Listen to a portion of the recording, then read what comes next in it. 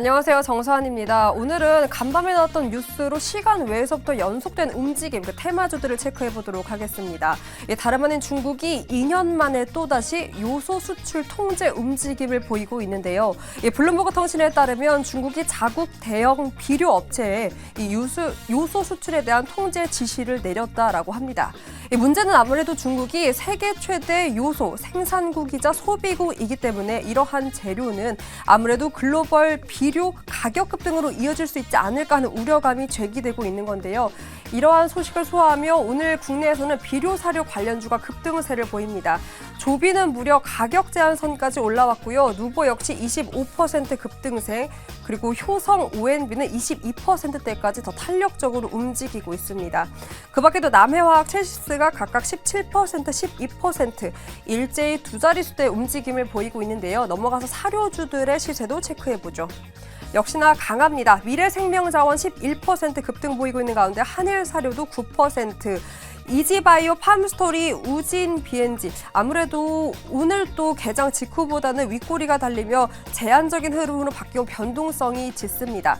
이러한 재료 외에도요, 문제는 이 요소에 대한 우리가 이미 겪었습니다. 대란 소식에 국내 요소 기업들도 비상이 걸렸다라고 하는데요. 아무래도 중국 요소에 대한 가격 경쟁력이 월등하기 때문에 다시 한번 수입 의존도가 커졌기 때문입니다.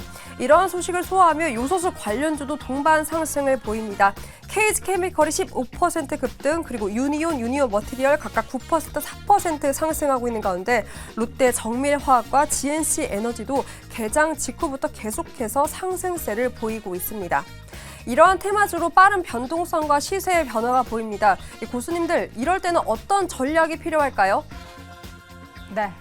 오늘 시장에서, 그러니까 어제 밤사이에 전해졌던 소식이었습니다. 중국이 좀 큰 기업이 요소 수출을 좀 안 하겠다라는 내용이 전해지면서 밤사이에 사실 저는 동생이 또 경차를 타서, 경유 차량을 타서 요소수를 주문을 했어요. 요소에 이거 물 타면 요소 수원입니까?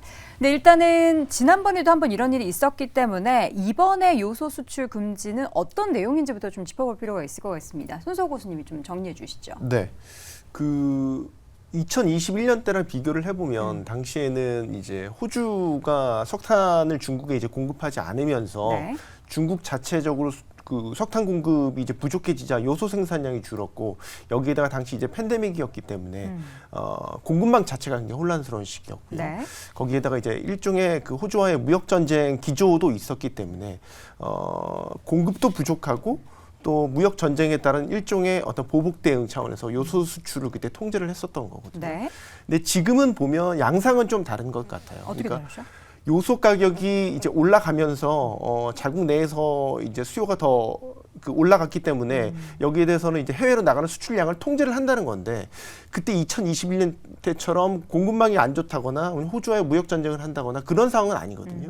말 그대로 수급과 공급의 일시적인 불균형이 나타나서 수출 통제를 거는 거기 때문에 이거를 지금 장기화 로 갈 것이냐에 대해서는 아직은 좀 걱정할 필요는 없는 것 같아요. 일시적인 이슈로 보는 게 지금은 맞을 것 같습니다. 저는 근데 차라리 보복 대응했던 게 단발성 이슈가 되지 않을까라는 생각이 더 드는 게, 중국 내에서 수요와 공급의 문제로 만약에 중국에서 자국을 위해서 그 수출을 못하게 한다면 그거 풀릴 때까지가 언제인지 몰라서 더 묶어둘 것 같다는 생각도 좀 드는데. 그거는 예단은 할 수는 없는 상황인 거니까 네. 그건 조금 더 지켜보시죠. 네, 예. 2021년과는 어쨌든 다른 양상이다라는데, 우리 태버 교수는 여기에 대해서 불안감을 어떻게 가질 필요가 없다라고 생각하십니까? 일단 첫 번째로 요소수 가격이 왜 올랐냐, 지금 이 부분에 있어서 이런 대책이 왜 나왔냐를 생각을 하셔야 되는데, 첫 번째로는 이건 이상기후 때문입니다. 말 그대로 비료 사용량이 늘어나고 있다. 그리고 이것에 의해 가지고 중국 남부 지역도 마찬가지고요. 그리고는 다른 지역도 마찬가지인 게, 지금 전 세계적으로 이상기후 얘기가 많이 나오고 있습니다.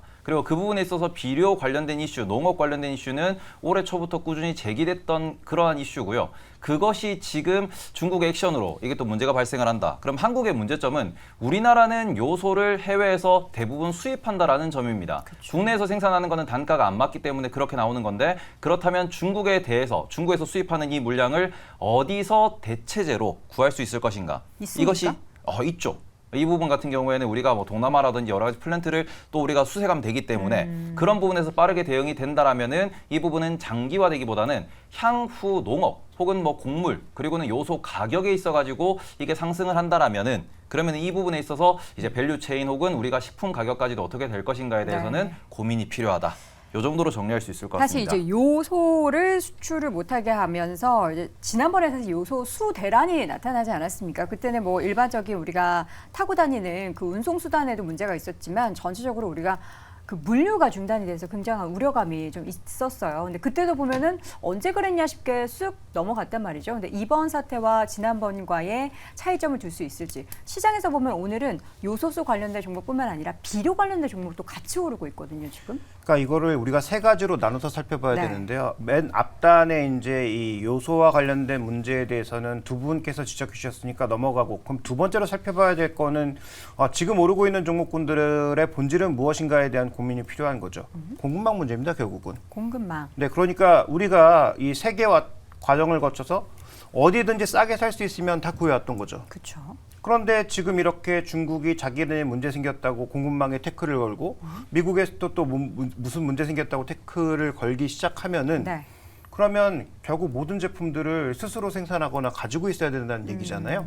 그러면 비용과 상관없이 앞으로 만들어내야 된다는 얘기거든요. 네. 이거 앞으로 그러면 모든 국가들에게도 모두 물가의 문제로 되돌아갈 수밖에 없는 그런 이 궁극적인 문제가 하나 있다라는 관점에서 이거 잘 살펴봐야 되고요. 그다음에 마지막으로는 아까 이제 앞단에 말씀드렸던 내용에서 다른 쪽으로 튀어버렸는데 오늘 오르고 있는 종목군들의 상승세가 이어질 거냐, 뭐 단기간은 이어질 수 있겠죠. 그런데 이게 본질적인 상승을 타려면 아까 말씀드렸던 두 번째 말씀드렸던 이슈, 결국은 이 공급망 이슈로 인해서 우리가 비용이 비싸지만 요소를 생산할 수밖에 없다라는 관점으로 가면 그동안 우리가 뭐 장마 때나 움직였던 이런 뭐 질소비료 관련주들 네. 이런 종목군들이 조금은 뭔가 흐름을 타고 움직일 수 있다. 그러면 다른 공장으로 돌리거나 생산을 다 해외로 돌렸던 것들이 네. 오히려 국내 생산으로 좀 늘어날 수 있는 부분이 있는지를 장기적으로는 체크해 보실 필요가 있습니다.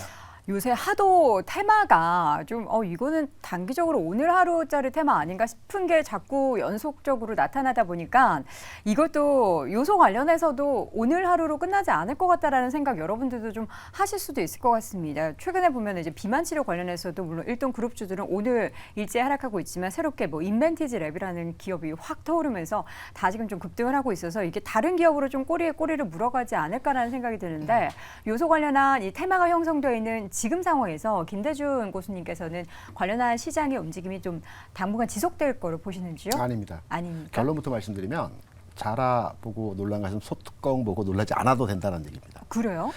시장에서는 가격 이슈로 공급망 차질에 대한 이유들을 많이 얘기하고 있습니다. 네. 주시장에서 나오는 여러 가지 뉴스들은 드러난 사실의 현상을 그대로 받아들이면 안 됩니다. 그 이면에 어떤 의도가 있는지를 판단을 해야 되거든요. 중국이 요소 수출에 대해서 규제를 하고 있는 내용은 다른 이유가 아니라요. 어제 그제는 미국에 대해서 메시지를 보냈죠. 애플폰 쓰지 마라. 네. 그리고 오늘은 요소 수출 규제를 했습니다. 어디에 보내는 메시지일까요?